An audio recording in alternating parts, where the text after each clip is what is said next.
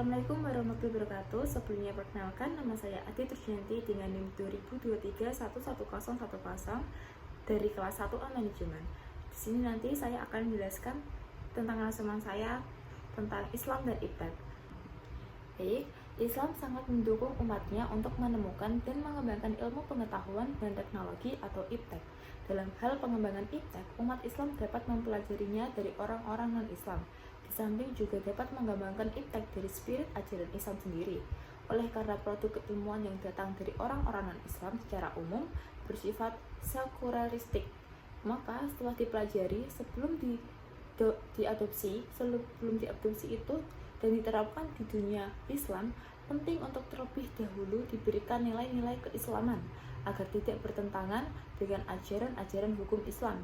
Ajaran hukum Islam secara normatif dan empirik sangat memuliakan orang-orang yang beriman dan berilmu dengan beberapa derajat. Dalam ajaran hukum Islam ditegaskan bahwa tidak sama antara orang yang berilmu dengan orang yang tidak berilmu. Orang yang berilmu jelas lebih baik dan lebih utama daripada orang yang tidak berilmu. Dengan demikian, pengembangan ilmu pengetahuan dan teknologi dengan ragam modelnya sangat dianjurkan oleh ajaran hukum Islam. Dan kita akan masuk ke pendahuluan, yaitu dalam masyarakat Islam, ilmu merupakan bagian yang tidak terpisahkan dari nilai-nilai ketuhanan. Karena sumber ilmu yang hakiki adalah Allah Subhanahu wa Ta'ala. Manusia adalah ciptaan Allah Subhanahu wa Ta'ala yang paling tinggi derajatnya dibandingkan dengan makhluk yang lain. Karena manusia diberi daya berpikir. Daya berpikir inilah yang menemukan teori-teori ilmiah. Daya berpikir inilah yang menemukan teori-teori ilmiah dan teknologi.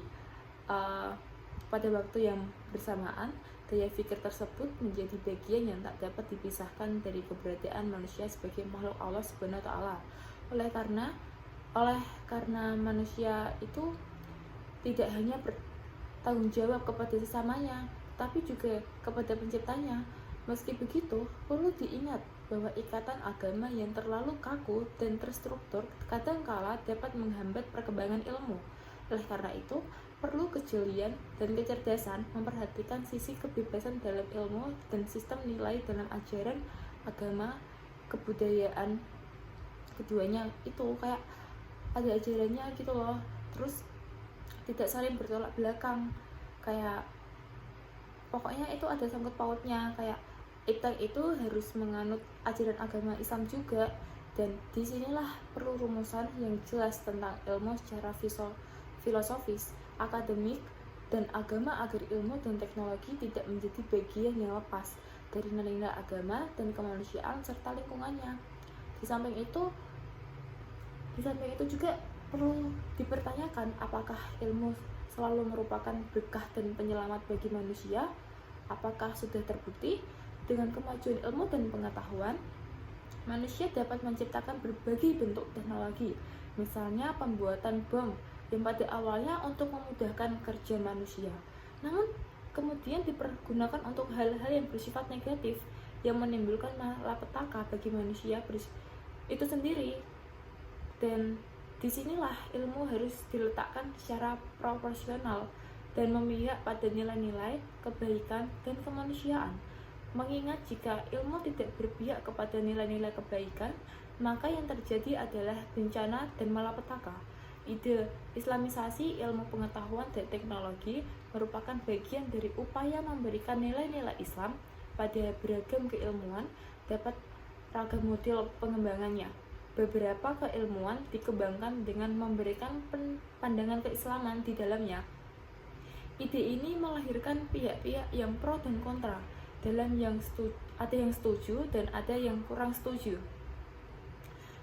Dengan begitu, tidak ada salahnya jika ide Islamisasi Iptek dan ditinjau dari sisi hukum Islam.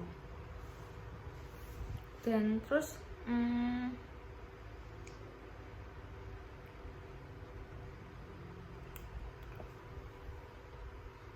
baik, ilmu adalah sesuatu yang diketahui secara ilmiah. Ilmu merupakan sesuatu yang penting bagi manusia karena dengan ilmu semua keperluan dan kebutuhan manusia dapat terpenuhi secara lebih cepat dan lebih mudah. merupakan kenyataan yang tidak dapat dipungkiri bahwa peradaban manusia sangat berhutang pada ilmu. Ilmu telah banyak mengubah wajah dunia seperti hal memberantas penyakit dan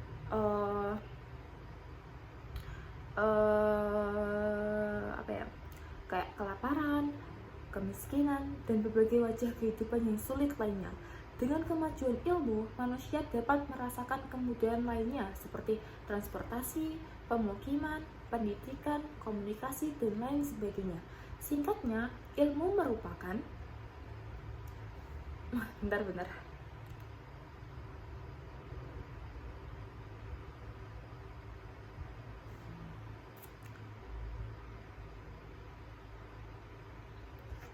Ilmu merupakan sarana untuk membantu manusia dalam mencapai tujuan hidupnya. Setiap ilmu pengetahuan akan menghasilkan teknologi yang kemudian akan diterapkan pada masyarakat. Proses ilmu pengetahuan menjadi sebuah teknologi yang benar-benar dapat dimanfaatkan oleh masyarakat. Tentu tidak terlepas dari si ilmuannya, seorang ilmuwan akan dihadapkan pada kepentingan-kepentingan pribadi ataukah kepentingan masyarakat, akan membawa pada persoalan etika keilmuan, serta masalah bebas nilai. Untuk itulah tanggung jawab seorang ilmuwan itu harus dipupuk dan berada pada tempat yang tepat. Tanggung jawab akademis dan tanggung jawab moral. Penerapan ilmu pengetahuan yang telah dihasilkan oleh para ilmuwan, apakah itu berupa teknologi ataupun teori-teori emansipasi masyarakat, mestilah memperhatikan nilai-nilai kemanusiaan, nilai agama, nilai adat, dan sebagainya. Ini berarti ilmu pengetahuan tersebut sudah tidak bebas nilai, karena ilmu sudah berada di tengah-tengah masyarakat luas dan masyarakat akan mengujinya. Oleh karena itu, tanggung jawab lain yang berkaitan dengan teknologi di masyarakat, yaitu menciptakan hal yang positif. Akan tetapi, tidak semua teknologi atau ilmu pengetahuan selalu memiliki dampak positif. Di bidang etika, tanggung jawab seorang ilmuwan bukan lagi memberi informasi, namun harus memberi contoh. Dia harus bersifat objektif, terbuka, menerima kritik, menerima pendapat orang lain, kukuh dalam pendirian yang dianggap benar, dan berani mengakui kesalahan. Semua sifat ini merupakan implikasi etis dari proses penemuan kebenaran secara ilmiah. Di tengah situasi di mana nilai mengalami kegoncangan, maka seorang ilmuwan harus tampil ke depan. Pengetahuan yang dimilikinya merupakan kekuatan yang akan memberinya keberanian. Hal yang sama harus dilakukan pada masyarakat yang sedang membangun. Seorang ilmuwan harus bersifat sebagai seorang pendidik dengan memberikan contoh yang baik. Terus, ilmu pengetahuan harus terbuka pada konteksnya, dan agamalah yang menjadi konteksnya itu. Agama mengarahkan ilmu pengetahuan pada tujuan hakikinya, agar manusia menjadi sadar akan hakikat pencipta dirinya. Solusi yang diberikan Al-Quran terhadap ilmu pengetahuan yang terikat dengan nilai adalah dengan cara mengembalikan ilmu pengetahuan pada jalur semestinya, sehingga ia menjadi berkah dan rahmat kepada manusia dan alam, bukan sebaliknya, membawa mudarat. Mengenai tujuan ilmu pengetahuan, ada beberapa perbedaan pendapat antara filosof dengan para ulama. Sebagian berpendapat bahwa pengetahuan sendiri merupakan tujuan pokok bagi orang yang menekuninya, dan mereka ungkapkan tentang hal ini dengan ungkapan ilmu pengetahuan untuk ilmu pengetahuan, seni untuk seni, sastra untuk sastra, dan lain sebagainya. Menurut mereka, ilmu pengetahuan hanyalah sebagai objek kajian untuk mengembangkan ilmu pengetahuan sendiri. Sebagian yang lain cenderung berpendapat bahwa tujuan ilmu pengetahuan merupakan upaya para peneliti atau ilmuwan menjadikan ilmu pengetahuan sebagai alat untuk menambahkan kesenangan manusia dalam kehidupan yang sangat terbatas di muka bumi ini. Menurut pendapat yang kedua, ilmu pengetahuan itu untuk meringankan beban hidup manusia atau untuk membuat manusia senang, karena dari ilmu pengetahuan itulah yang nantinya akan melahirkan teknologi. Teknologi jelas sangat dibutuhkan oleh manusia untuk mengatasi berbagai masalah dan baik sebagainya. Sementara itu, pendapat yang lainnya cenderung menjadikan ilmu pengetahuan sebagai alat untuk meningkatkan kebudayaan dan kemajuan bagi umat manusia secara keseluruhan. keseluruhan. Dan yang ketiga, ilmu pengetahuan dan teknologi harus dikembangkan agar manusia menjadi sadar akan hakikat pencipta dirinya. Solusi yang diberikan Al-Quran terhadap ilmu pengetahuan yang terikat dengan nilai adalah dengan cara mengembalikan ilmu pengetahuan pada jalur semestinya, sehingga ia menjadi berkah dan rahmat kepada manusia dan alam, bukan sebaliknya, membawa mudarat. Mengenai tujuan ilmu pengetahuan, ada beberapa perbedaan pendapat antara filosof dengan para ulama. Sebagian berpendapat bahwa pengetahuan sendiri merupakan tujuan pokok bagi orang yang menekuninya. Dan mereka ungkapkan tentang hal ini dengan ungkapan ilmu pengetahuan untuk ilmu pengetahuan, seni untuk seni, sastra untuk sastra, dan lain sebagainya. Menurut mereka, ilmu pengetahuan hanyalah sebagai objek kajian untuk mengembangkan ilmu pengetahuan sendiri. Sebagian yang lain cenderung berpendapat bahwa tujuan ilmu pengetahuan merupakan upaya para peneliti atau ilmuwan menjadikan ilmu pengetahuan sebagai alat untuk menambahkan kesenangan manusia dalam kehidupan yang sangat terbatas di muka bumi ini. Menurut pendapat yang kedua, ilmu pengetahuan itu untuk meringankan beban hidup manusia atau untuk membuat manusia senang, karena dari ilmu pengetahuan itulah yang nantinya akan melahirkan teknologi. Teknologi jelas sangat dibutuhkan oleh manusia untuk mengatasi berbagai masalah dan baik sebagainya. Sementara itu, pendapat yang lainnya cenderung menjadikan ilmu pengetahuan sebagai alat untuk meningkatkan kebudayaan dan kemajuan bagi umat manusia secara keseluruhan.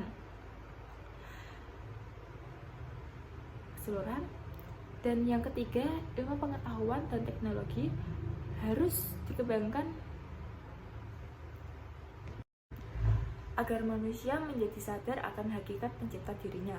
Solusi yang diberikan Al-Quran terhadap ilmu pengetahuan yang terikat dengan nilai adalah dengan cara mengembalikan ilmu pengetahuan pada jalur semestinya, sehingga ia menjadi berkah dan rahmat kepada manusia dan alam, bukan sebaliknya, membawa mudarat.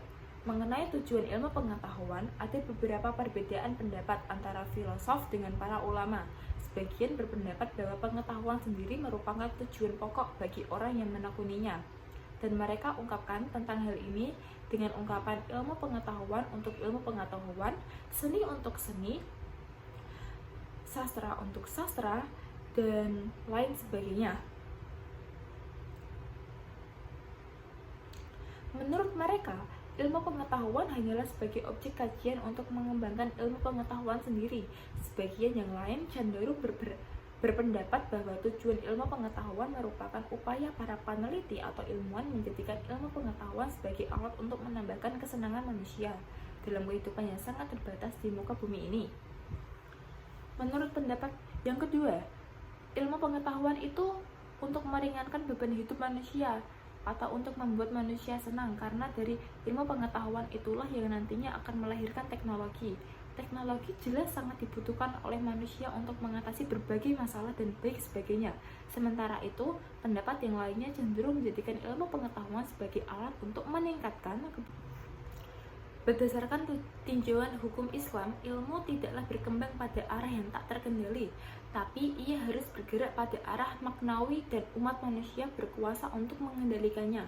Kekuasaan manusia atas ilmu pengetahuan dan teknologi harus mendapatkan tempat yang utuh.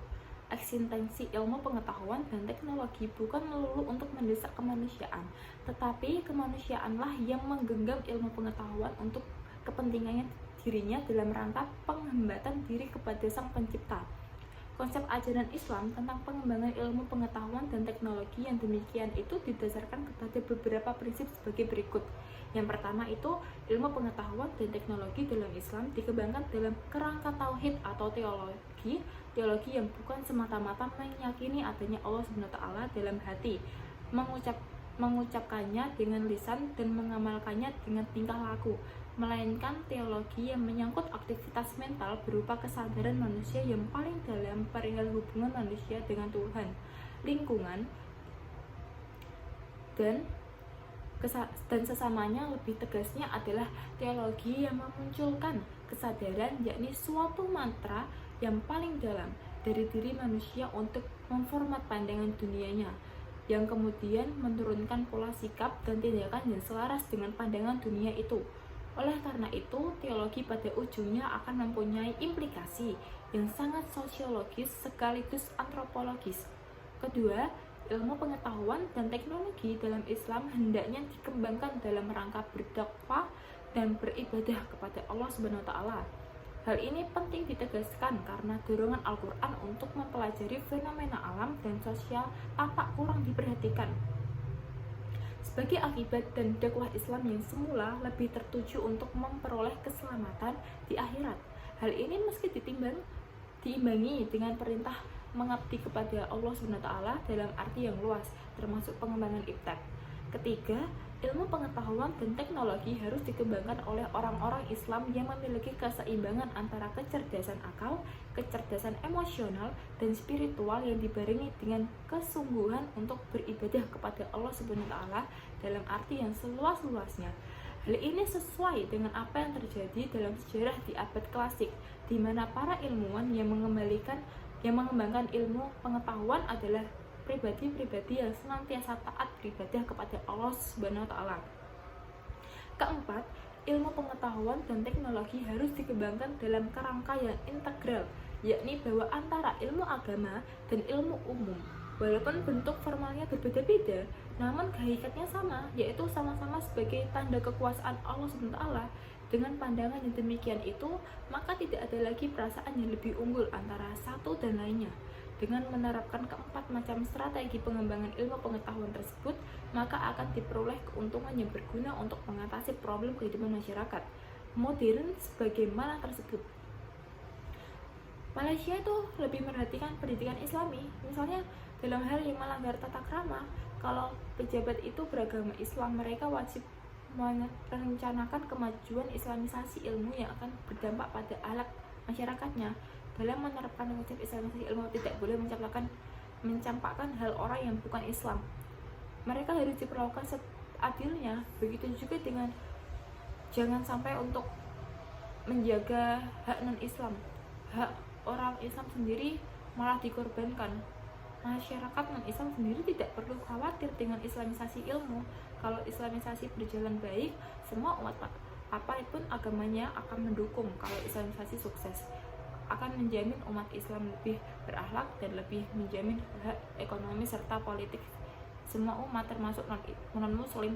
Kalau memiliki akhlak yang baik dan bisa menjaga hati nurani, masyarakat tidak akan memilih pemimpin yang rusak, sehingga semua negara akan dipimpin oleh pemimpin yang baik. Baik dari uraian tadi dapat ditegaskan bahwa Islam sangat mendukung umatnya untuk menemukan dan mengembangkan ilmu pengetahuan dan teknologi atau iptek. Dalam hal pengembangan iptek, umat Islam dapat mempelajarinya dari orang-orang non-Islam. Di samping juga dapat mengembangkan iptek dari spirit ajaran Islam sendiri. Oleh karena produk keilmuan yang datang dari orang-orang non-Islam secara umum bersifat sekuleristik, maka setelah dipelajari sebelum diadopsi dan diterapkan di dunia Islam, penting untuk terlebih dahulu diberikan nilai-nilai keislaman agar tidak bertentangan dengan ajaran-ajaran hukum Islam. Ajaran hukum Islam secara normatif dan empirik sangat memuliakan orang-orang yang beriman dan berilmu dengan beberapa derajat. Dalam ajaran hukum Islam ditegaskan bahwa tidak sama antara orang yang berilmu dengan orang yang tidak berilmu. Orang yang berilmu jelas lebih baik dan jauh lebih utama daripada orang yang tidak berilmu. Dengan demikian, pengembangan ilmu pengetahuan dan teknologi dengan rangka modelnya sangat dianjurkan oleh ajaran hukum Islam. Demikianlah beberapa hal yang bisa saya sampaikan. Sebelumnya saya mohon maaf yang sebesar-besarnya apabila dalam penyampaian tadi mungkin ada kesalahan kata ataupun beberapa pertanyaan yang menyinggung hadirin sekalian. Saya ini hanya manusia biasa yang tidak luput dari kesalahan. Wassalamualaikum warahmatullahi wabarakatuh.